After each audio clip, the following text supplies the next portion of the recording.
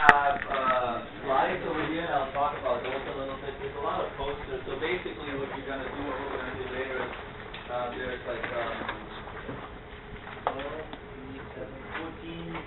graphs, and so there's slides, and not for everybody. Each of those, and they're different. There's fungi in there, there's bacteria in there, and there are just slides of all kinds of different organisms. And in your lab book, you can read some of them. And basically, what you're gonna do is, I might have those on a Thursday for the practicum. So just look at them and make sure you see some of those. If you say pick one up here and you look at Conidia, say of one of those fungi, you could come here, you look at what it looks like, and you try to find those features for yourself on there. And I can always tell you a little bit about each one of them, or we can talk about it together. But you could really just set up a microscope and see what you have, and then look for whatever you can find in there, what kind of structure. And it should say it does say in the manual what to look for and how to go. So you just try to find structures, and I think we've covered all of them, so it should be pretty simple in terms of I wouldn't expect you to look at it and not you can always look in your book or in a lab book and find specific structures that you're expecting for each single species.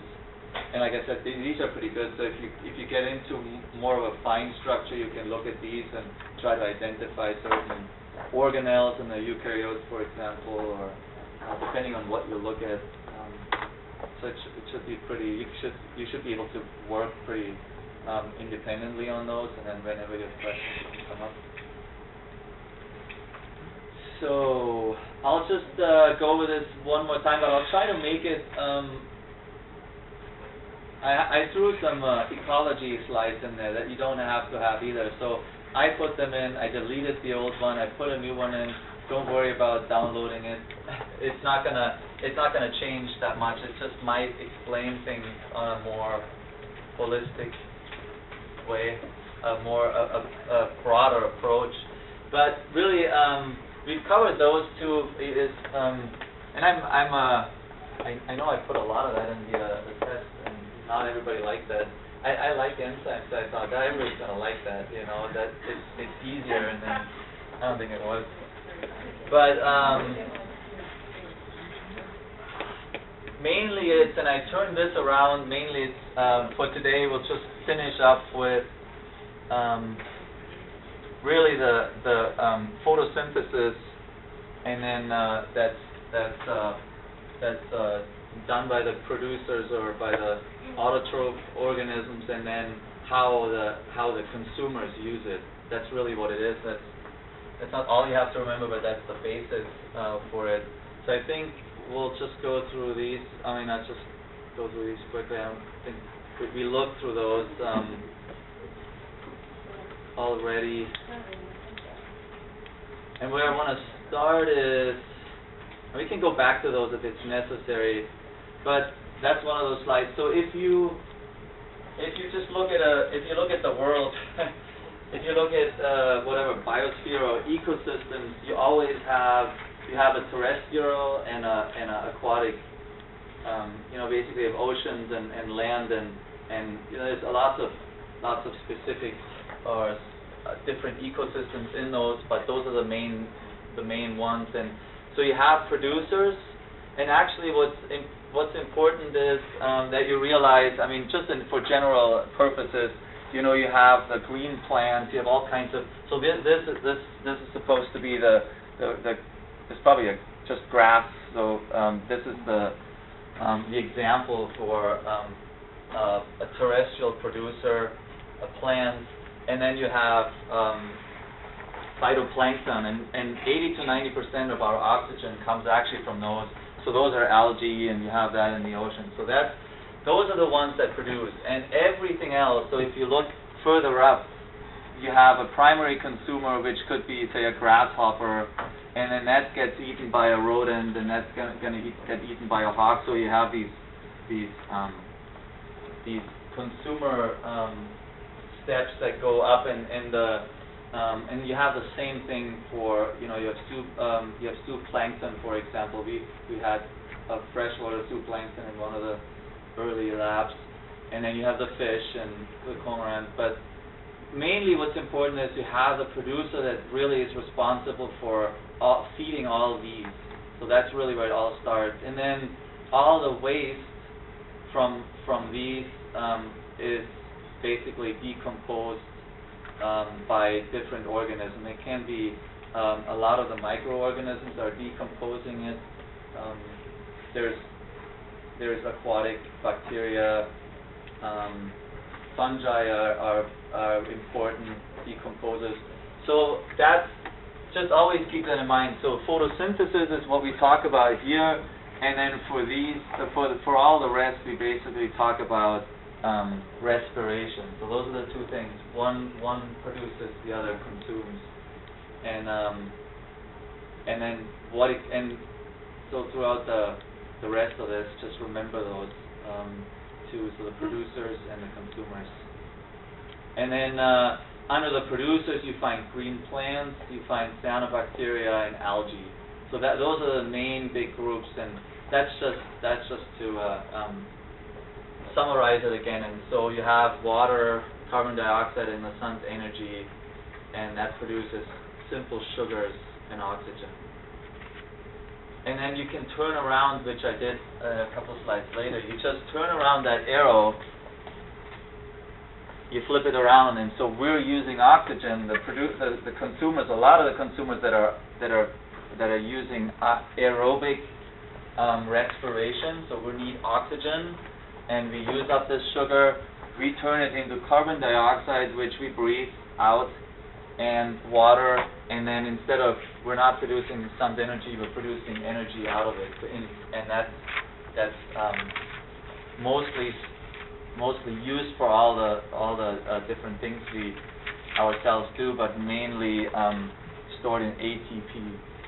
So I don't know if that makes it more understandable. And important too is this is not something we talked about it yesterday after class. It's not like an engine where you have one main compartment in your body that produces all the energy and then delivers it to parts of your body. It's happening in every single cell. So I'll try to point out in every single cell when we go through those processes where that happens. And then keep in mind that we're in a microbiology class, so we're also going to cover one more or a couple more, like say fermentation, which in a way happens in our bodies, can happen in our bodies too, but there's some other, like the anaerobic pathways that we wouldn't cover in a human biology class. But because there are a lot of microbacteria that have alternative ways to get energy out of substrate, out of those simple sugars, without using oxygen, so the anaerobic metabolism, because they exist and they're really important, we include those. And so that's really the summary of all of this. So the producers are these, and they produce mostly for oxygen. It's mostly production in the ocean, and then the rest is all consumers. And so you have primary, secondary, tertiary, depending on, you go up these trophic levels is what they call it. And what's interesting is, we talked about these, so there are the decomposers, the fungi, bacteria, they're really important, but we don't, a lot of that, we talked about Clostridium before, and they live in the soil, and so a lot of that is happening through bacterial decomposition, but, and so there's not always air involved there. For example, Clostridium is anaerobic, so some of those processes that are happening through the decomposition or the decomposers are also covered in that.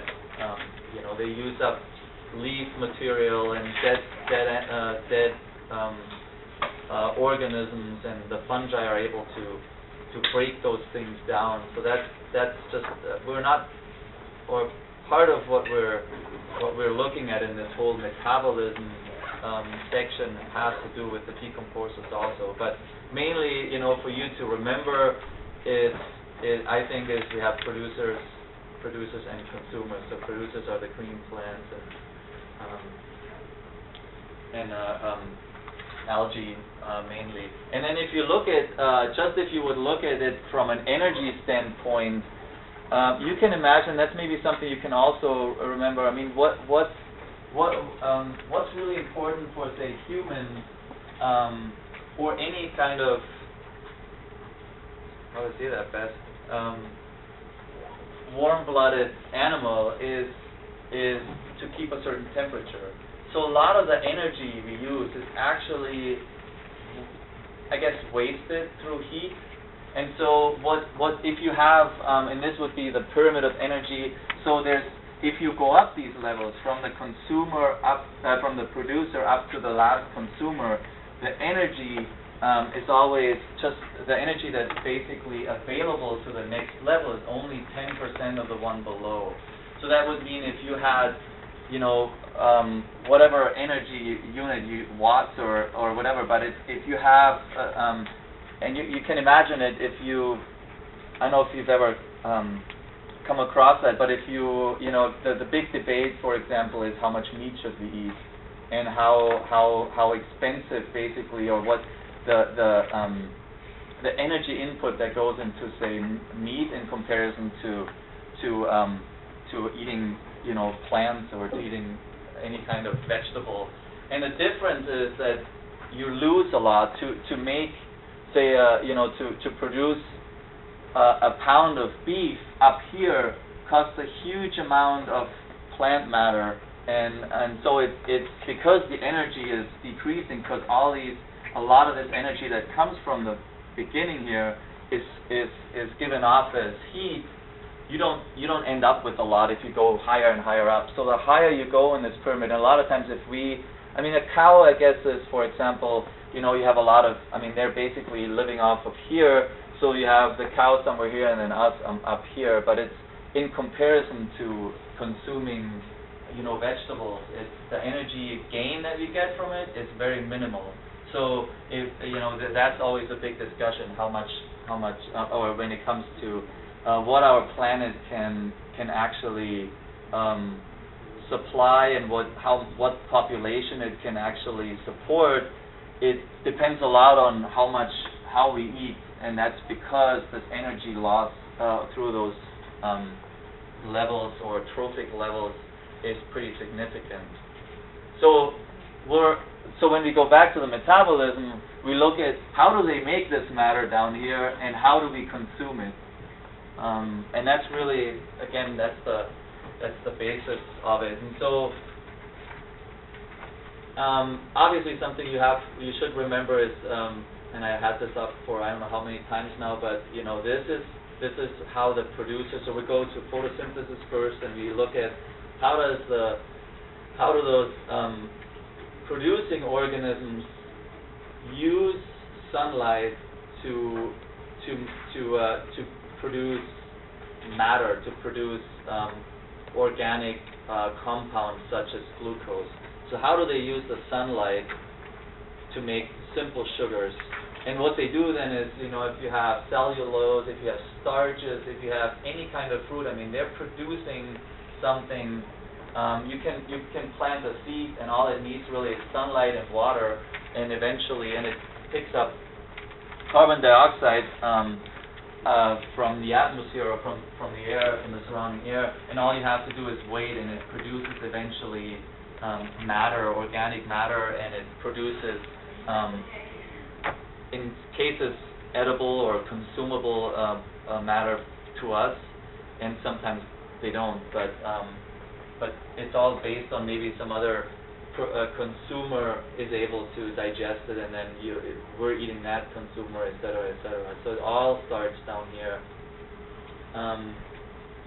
And then if you remember, always try to remember those few, I mean, carbon dioxide, water, and then oxygen, because it just turns around for the consumer. So remember, in those next slides, where are they? So where do I see carbon dioxide or water or glucose?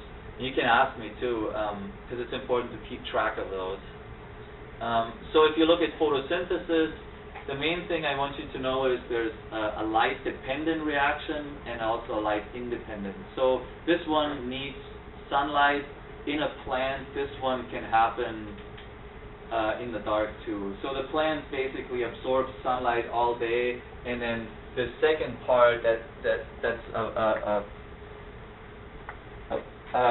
and a certain amount of reactions can happen even if it's dark. So throughout the night, things are still happening. It's just the light dependent reaction is the first one, and whatever happens here feeds into the light independent one. And here's where you basically see you have water input, you have oxygen coming out, and so this happens in the plants, in the chloroplast, and you have in whatever is produced here goes into this light independent reaction and produces glucose and carbon dioxide. So those are the main parts of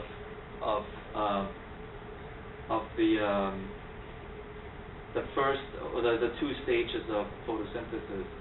And all you should remember for this, I guess, is you have photons. So you have energy coming from the sun in form of photons, and they're absorbed by some kind of pigment. And that's, if you have a green plant, you would always find, for example, in a green plant, chlorophyll.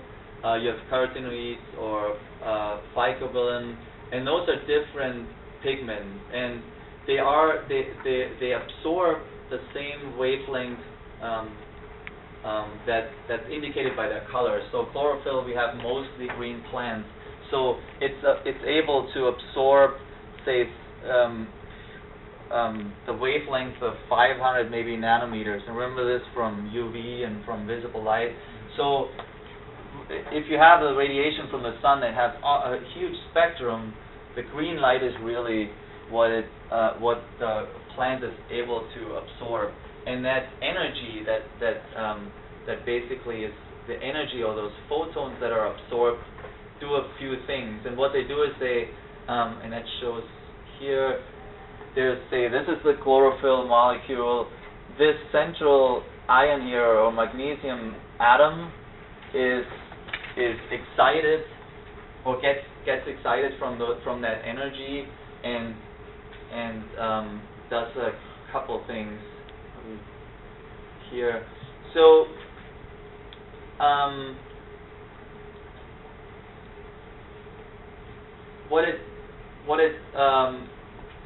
think I'm going to go to the next one. So if you just so we don't forget, or you don't forget where it all happens. So we say it happens in the chloroplast. So say you have one of those algal cells, and it's a single cell. It doesn't have to be this happens in a single cell, and you have, say, a single large chloroplast in there. And then, I don't know if you remember from the eukaryotic cell, you have the chloroplast, you have the granum, and you have these, they're called like thylakoids. So you have these thylakoids, these membranes stacked up into a granum. And this is where all this happens. And so you have basically a reaction where the incoming light, or the photons, basically do what happened, or what we've talked about before. They basically the chlorophyll gets this chlorophyll molecule gets excited and is able to lift up electrons, or to move electrons from carrier to carrier, and eventually go from this photosystem 2, where it all starts, to photosystem 1. So you just have electron carriers, and that carry electrons from this photosystem to this photosystem. And all you should really remember for this is this. I'll go back to this one. So by doing it, the electrons come from the water and are used to produce ATP and NADPH. So you have these energetic in the light reaction. You have these two molecules we talked about before that are being produced by this energy that comes from the sun that drives the production of ATP and NADPH, and that energy is then transferred into the light independent reaction. So you don't need the light anymore. The energy is already absorbed, and in here it forms glucose.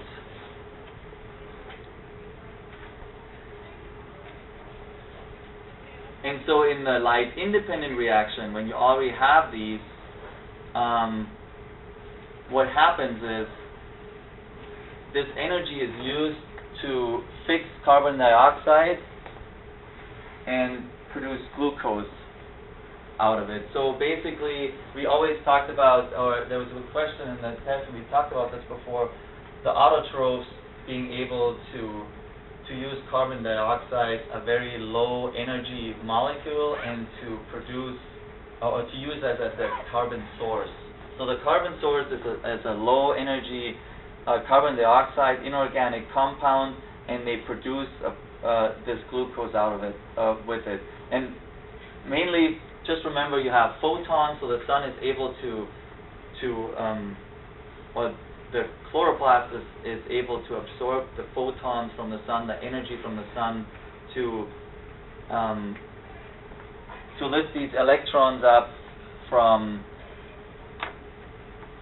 this first system up to the next system, and to produce these two compounds, or to produce ATP and NADPH, and then that goes into the other, on this one, that goes into the light independent reaction and produces glucose out of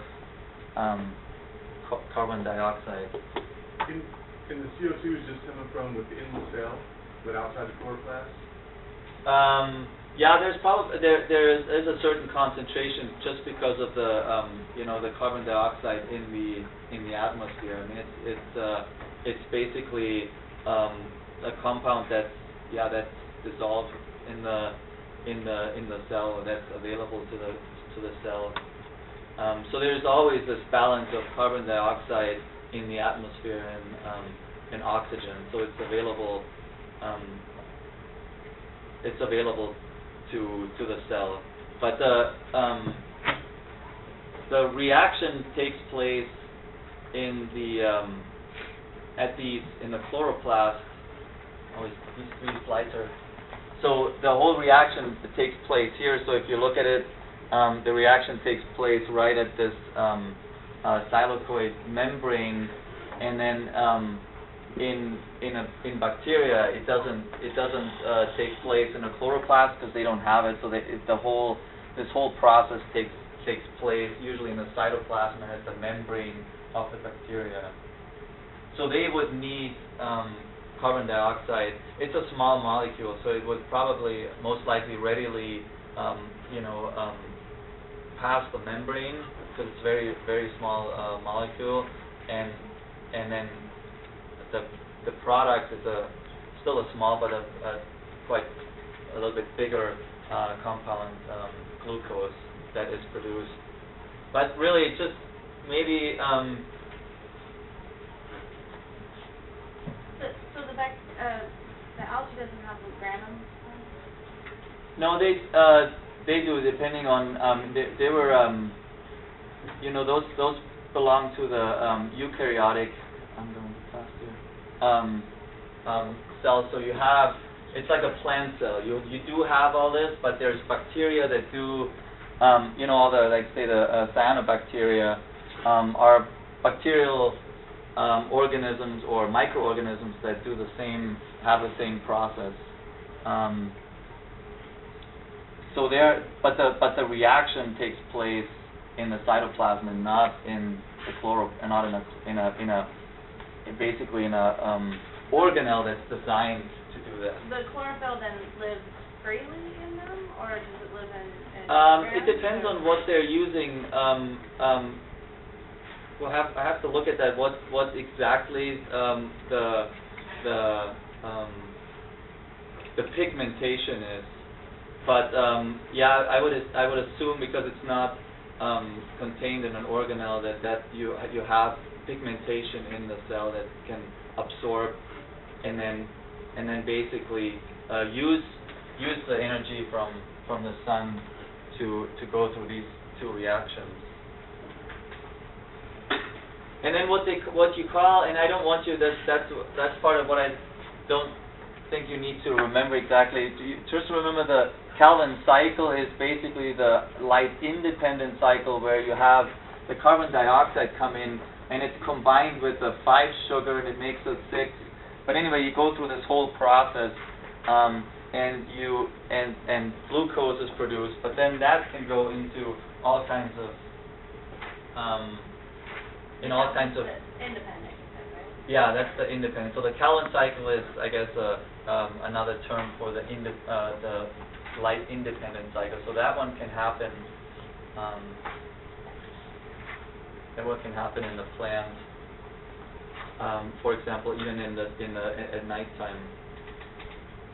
And then, so if you know, basically what I would say is, if you know if you remember the heterotroph, autotroph, and where they get their carbon from, and you know that there's producers and consumers, and you can say, so the producer is using the photons or the energy of the sun, and is able to convert carbon dioxide, a simple inorganic carbon, to make glucose, and that happens in those two compartments, basically, usually in the chloroplast if it's a plant cell. There's other pigments, and that produces the simple sugars that then all the heterotroph organisms consume. I think that's all you need to really know for this class.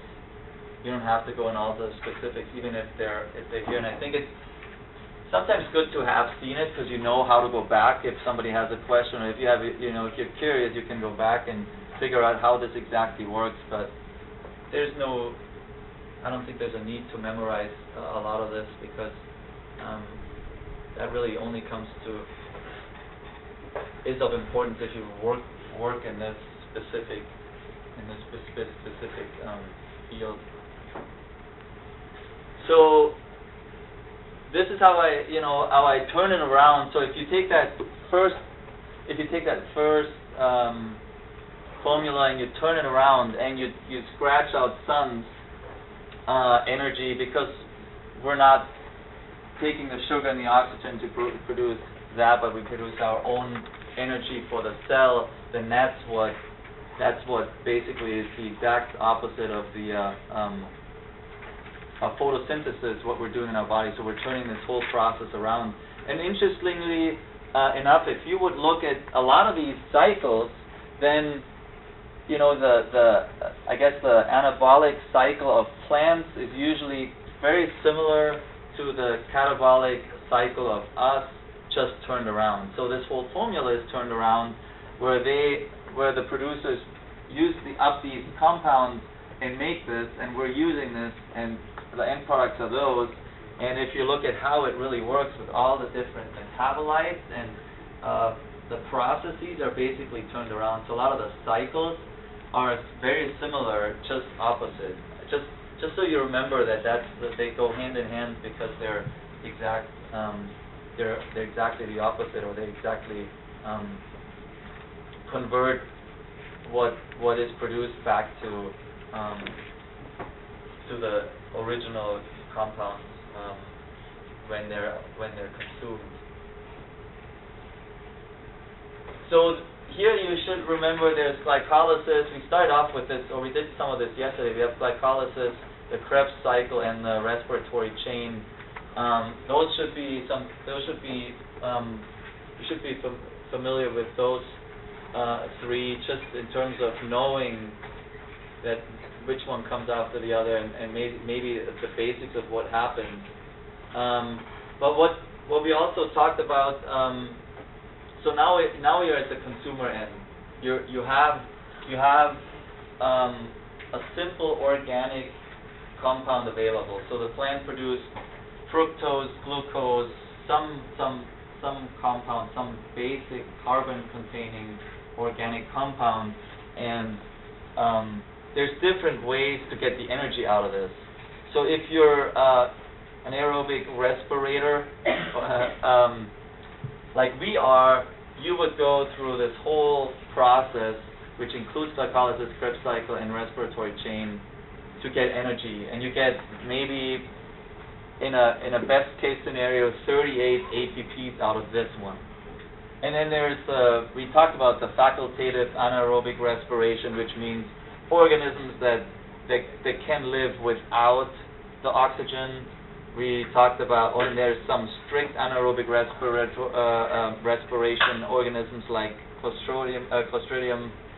So they're able to do all this, to basically get the energy from glucose without having oxygen available. That's really the main distinction between those two. And I think here, this one, you wouldn't be talking about in other classes. So this is specifically this is a process you find mainly in bacteria. So anaerobic respiration is not something you would find in many other organisms.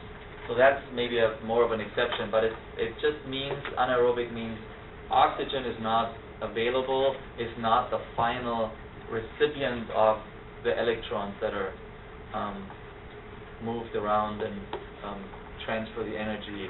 So oxygen is not the final acceptor. You can try to remember this. So aerobic respiration, think of yourself constantly oxygen. I don't know how long you can go without it, not very long.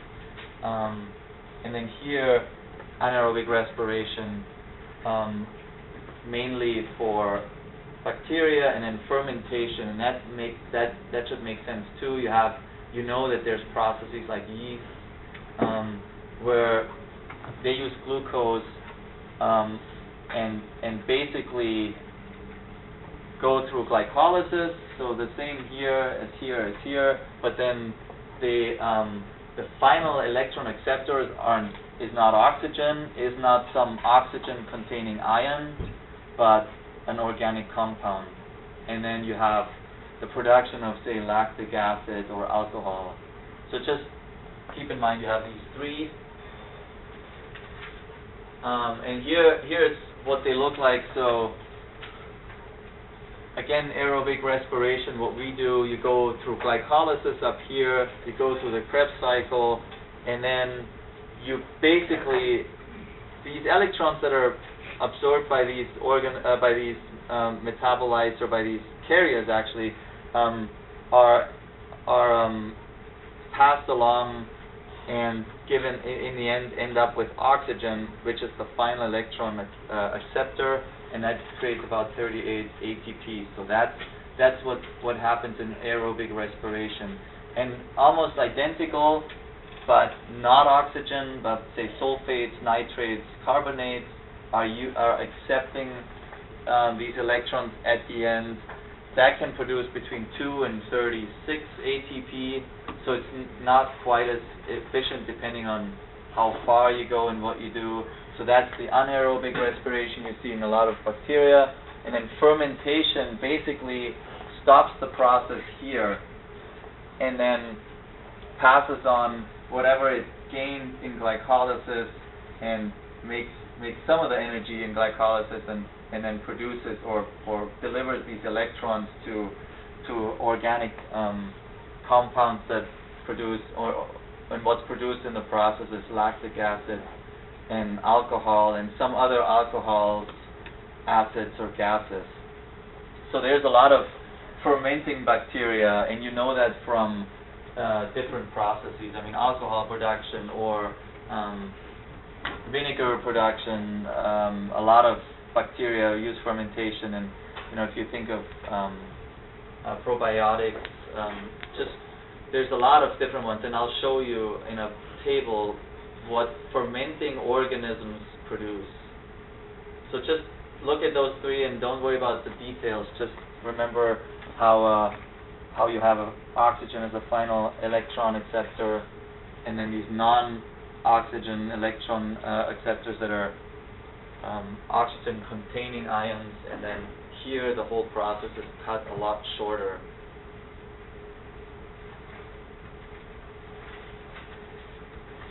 So really, I don't want to, especially with the time we have, and I just think I'll point out a few, to me, important things, and if it gets too confusing, you can always ask me again. Maybe the best thing is to read over the process and just try to find the most important parts, and I'll try to point those out and not go into too much detail. But you start with glucose, and it could be, as I said before, it could be fructose, it could be some other smaller sugar, and this is what you basically start this process with. And then what you're trying to do is through glycolysis, the Krebs cycle, and electron transport chain to produce energy that the cell can use. And in the process, there's carbon dioxide produced, mainly in the Krebs cycle, which is a product of aerobic respiration, so we breathe that off. But basically, you have a C6 body, and it's one metabolite or one organism in the process is it's a 3C molecule, and that's important. And then it enters the cycle, the Krebs cycle, and on the way you basically all these electrons are passed on to these carriers, NADH, FADH2, again NADH. So this is where the energy goes. The energy basically is here it goes into ATP, but mainly it goes into these electron carriers, and those end up in the electron transport chain, and there the electrons are basically given, or they go through this chain, and they're passed on from one enzyme to the next. And what it does is, I have to find this. So this is really where it becomes important. So now you're in the, because we're not in the producing anymore, we're in the consumer. So now you have a mitochondria, and that's where that happens. And you have an inner membrane and the outer membrane. And so if you look at the crista, the inner membrane, this is where all these compounds end up. So the glycolysis and the Krebs cycle can happen in the cytoplasm, but then what happens is these electron carriers that we talked about before, NADPH or NADH and FADH2, they end up giving their electrons, passing on these electrons to these carriers, and those carriers accept those electrons, and it goes along this line of enzymes, and by doing that, they're also, remember how we said the hydrogen ion is the basic transportation, it's basically H+, and that's where the energy is, the electron. So they're always together.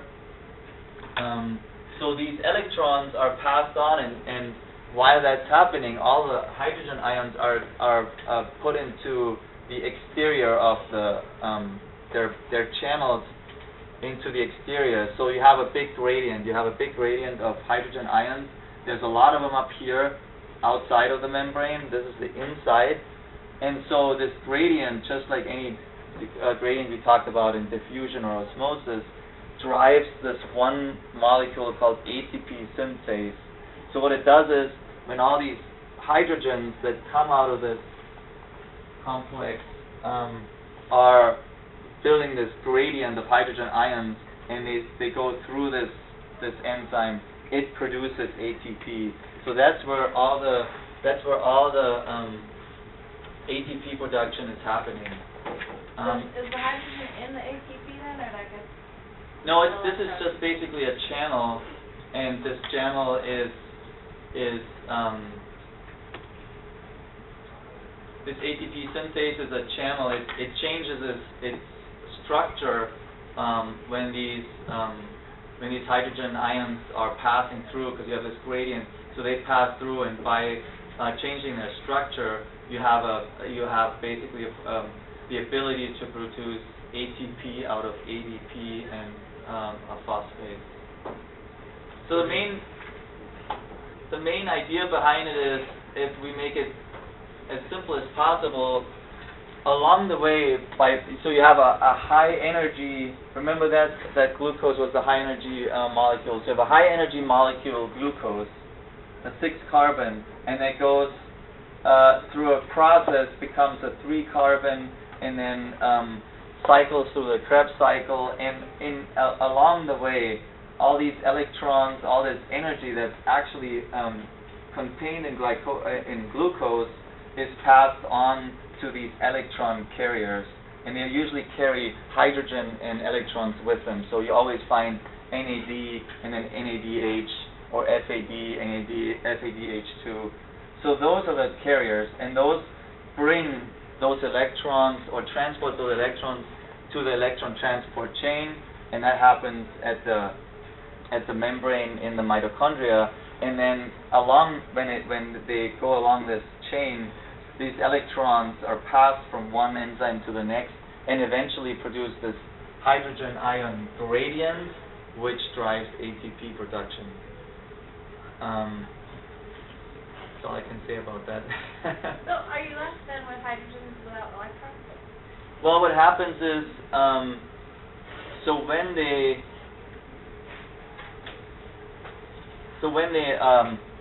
when they actually pass through here, changing this and producing ATP, what happens is oxygen, which is your final acceptor of the electrons, picks up these electrons and the hydrogen ions and produces water. So in the end, when you look back to So even though the electron carries the energy at the end, the electron's still there, but you just remove some of the energy from it? Into ATP? Well, it depends on the the electrons, basically, you're extracting, you're oxidizing a very high energy. Is it because they're going down to different shells? No, they're basically driving, you have a high energy compound like glucose, and so by giving off or by oxidizing this down to carbon dioxide, you basically capture the energy from that compound by breaking it up down from a C6 to a carbon dioxide. So the hydrogens that you have going through the chain then are more excited. The energy is there. And then cycling that out. You mean? Well, because you gain energy when you're breaking bonds, right? Yeah. So that energy's kind of hanging out with the hydrogen, and then when it goes through the chain, it gets cycled out. Because isn't the energy, all energy is the electron in a higher shell? No, in this case, it's just basically a way of transporting or using the energy from that high from the high energy compound to go down in basically to a small compound like CO2, and you gain the energy by going down that energy gradient. The electrons themselves are probably always have the same energy level.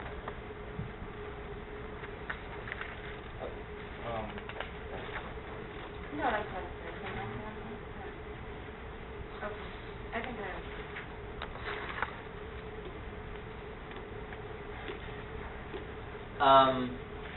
and one other thing that I think you should know about this is, if you have these processes, it doesn't always, even for the aerobic respiration, it doesn't always, this is not the only thing that can happen in the cell. So if you think of a consumer, you know, there's different demands in your cell. Maybe your cell wants to produce protein. You need certain enzymes that are not you don't have enough of a certain enzyme. Say you need a certain protein to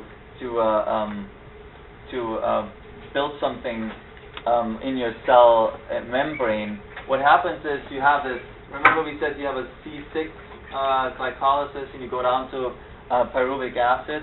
So this is the C3 body. That's a metabolite in this process, and then you go into the Krebs cycle, and then you go through the chain. So this C3 body can actually be used to produce amino acids, to produce sugars, certain fats. So you can actually, there's different ways to do it, but this is basically you stop the process here and you use it for producing anabolic processes.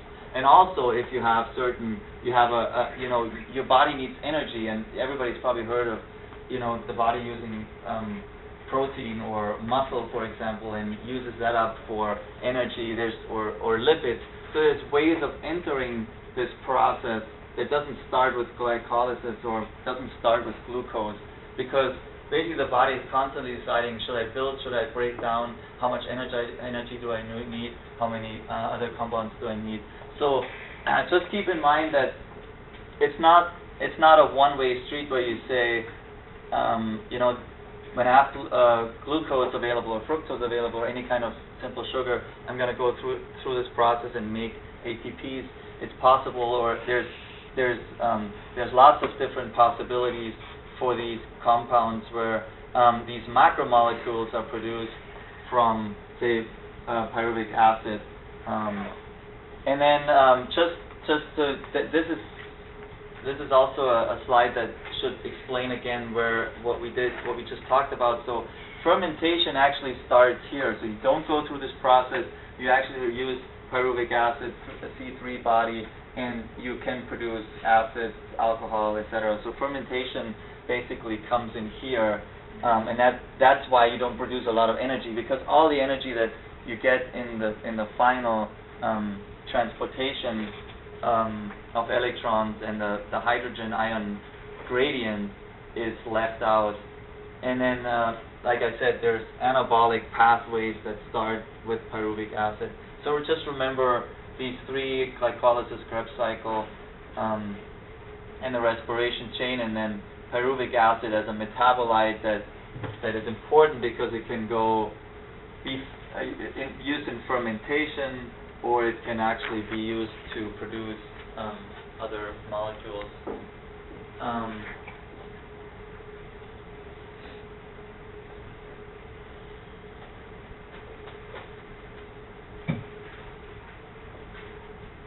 So this one we talked about, and they call it chemiosmosis, which means you're basically the electron transport actively pump hydrogen out, and you have a gradient of hydrogen ions, and that can be used to produce ATP through ATP synthase. So then that's where most of your ATP is produced, and it shows here again if you're in the mitochondria, how the hydrogen ions are outside of the membrane. The gradient over the membrane is established, and then the synthase is producing ATP by ADP and a phosphate group, and then these final hydrogen ions are combined with the electrons and oxygen to produce water. So that would then go back. If you go back to the initial formula of respiration, you would have the input and out, or all the molecules that go in and out of and come out of the reaction. And then if you look at this in a bacterial cell, then you would see that this gradient is established over across the cell membrane, and not a membrane of a specific organelle. So the exact same mechanism happens, just not in a specific organelle, but in a cell. Yes? The ATP synthase, right? The ATP synthase. The synthase means to like Yeah. build up, right? Or to make, to combine. So once that hydrogen goes into that, what is that? Enzyme, I mean, it's a, Like a kind of, okay. Does that hydrogen just help bond the phosphate and that one phosphate and the ADP together, and then it's not used anymore? And that's how it bonds to the oxygen to make water? Because when it goes through there, is that where the synthesis of ATP Yeah. happens, right? and So that's the probably hydrogen is driven, kinda used to like pull them together? yeah, that's probably driven by another enzyme. I mean, all these Oh. processes are used, there's enzymes in every single step, every single metabolite you produce, there's an enzyme, but there's no, I don't know the specifics about how these combine. Oh. It's just that you basically combine the oxygen, the hydrogen, and the electrons to produce water. But you can probably find a book just about that process. But for the general purpose, you don't need to go, or you can't go in such detail, because then you'd be spending Right. just an hour on this. So there's a terminal step. Oxygen accepts 2 electrons, picks up 2 hydrogen ions, and you basically create water through this formula. So, if you can remember the aerobic respiration of starting with glucose and how it ends up in pyruvic acid, 2 of those, and then you go through the Krebs cycle, and then what you have produced is electron transport molecules that then give those electrons, produce the proton gradient, and that eventually drives the ATP synthase. That's good enough. And this shows you where the ATPs are produced. So mainly you have ATP production in all these different steps through all the metabolites. But what I would remember is, ideally, in a perfect world, through aerobic respiration, you gain 38 ATPs. I'm not going to go with this one. And then, as we said, the same kind of process happens when you have anaerobic respiration, except the electron acceptors are sulfate, nitrate, and carbonate, for example. So you have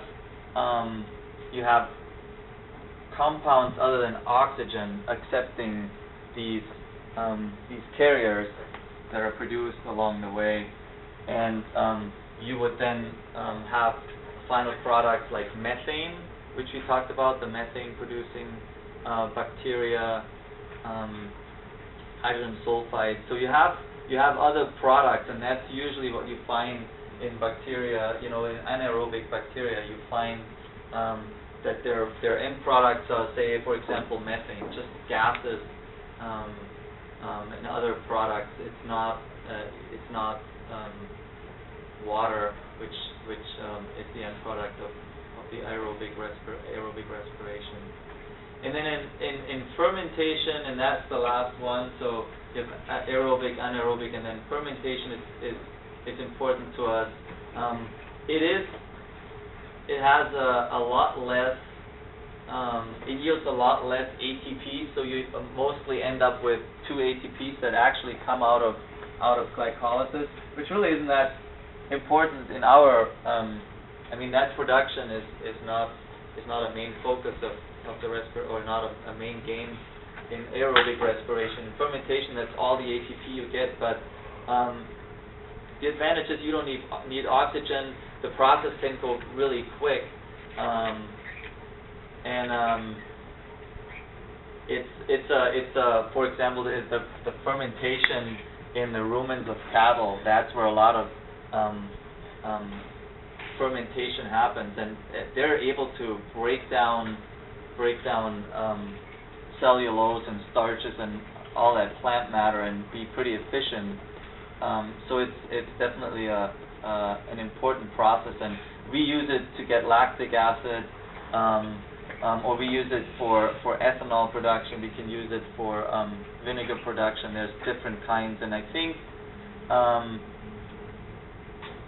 if you look yeast, for example, ethanol production, or we had Clostridium butyric acid, or you have